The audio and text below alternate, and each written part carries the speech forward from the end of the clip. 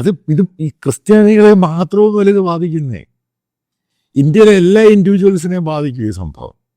കാരണം ഈ രീതിയിൽ കള്ളക്കേസുകളും പരിപാടികളൊക്കെ എടുക്കുകയാണെങ്കിൽ അത് ഇന്ത്യൻ കോൺസ്റ്റിറ്റ്യൂഷനെ ചലഞ്ച് ചെയ്യുക.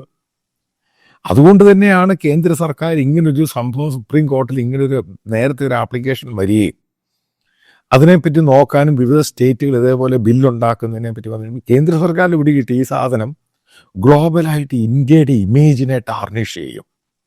അതുപോലെ ഡൊമസ്റ്റിക് ആയിട്ട് ഇന്ത്യക്കകത്ത് തന്നെ ഇത് വലിയൊരു ലോ ആൻഡ് ഓർഡറിൻ്റെ ഇഷ്യൂ. അതല്ലേ ഈ ജ്യോതി ശർമ്മ എന്ന് പറഞ്ഞ വൃത്തികെട്ട സ്ത്രീ ആ വാക്ക് ഉപയോഗിക്കുന്നത്.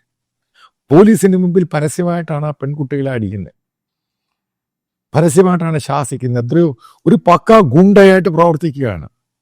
പക്ഷേ മനസ്സിലാക്കുക, കേന്ദ്രത്തിൻ്റെ സ്ട്രിക്റ്റ് ആയിട്ടുള്ള ഓർഡറുണ്ട്. ഞാൻ അറിയാൻ സാധിച്ചത് കാരണം അവിടുത്തെ BJPയോടും സ്റ്റേറ്റ് ഗവൺമെൻറ്റും പോലീസും ഈ സ്ത്രീകളോടും അവിടെയുള്ള ബജറാങ്കളോട് വരെ മര്യാദയ്ക്ക് ഇരുന്നോളാൻ പറഞ്ഞു.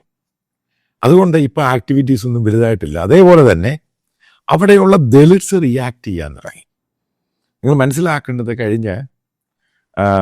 കഴിഞ്ഞ ആഴ്ച ഞാൻ അറിഞ്ഞിടത്തോളം അവിടെ ഒരു ദലിറ്റ്സ് കൂടുന്ന ഒരു ചർച്ചിൽ അതിൻ്റെ ഭീം ആർമി മറ്റുള്ളവർ പ്രൊട്ടക്ഷൻ കൊടുക്കുകയാണ്. വടിയെടുത്ത് ഇവന്മാരിത് ഈ ബജറാങ്കൾ അടിക്കാൻ വരുമെന്നും അതുകൊണ്ട് അവർ വടിയുമായിട്ട് അവർ നോക്കിയിരിക്കും. ഇത് വ്യാപകമാകാൻ പോവാണ് ഇന്ത്യയിലെ ഏകദേശം.